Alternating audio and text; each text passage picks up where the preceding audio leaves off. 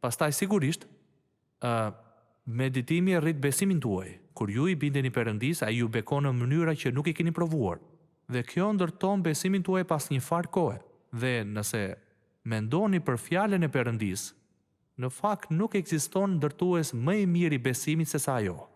Ja çfarë ka thënë Perëndia, ja çfarë bën ai, ja se si na paralajmëron, ja ç'bën ai. Këtu flitet për gjykimin e Perëndis, sepse ja çfarë ka thënë ai se do të bëj. Ai padyshim e mban fjalën e tij. Kjo e rrit besimin ton. Dhe e fundit, ai na udhëheq drejt suksesit.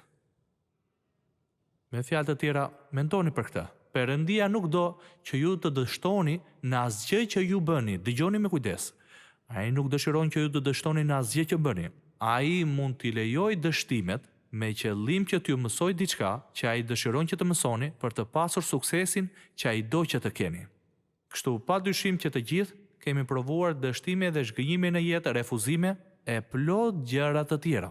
Tek Romakët 8:28 thuhet që ai i kthen gjërat për mirë, dhe po të kujtojmë gjërat që na kanë ndodhur, gjërat që kemi menduar se asnjë gjë e mirë nuk mund të dilte prej tyre, të gjitha herët Perëndia i ka kthyer për mirë kur ne jemi bindur atij dhe kemi bërë atë që ai ka thënë.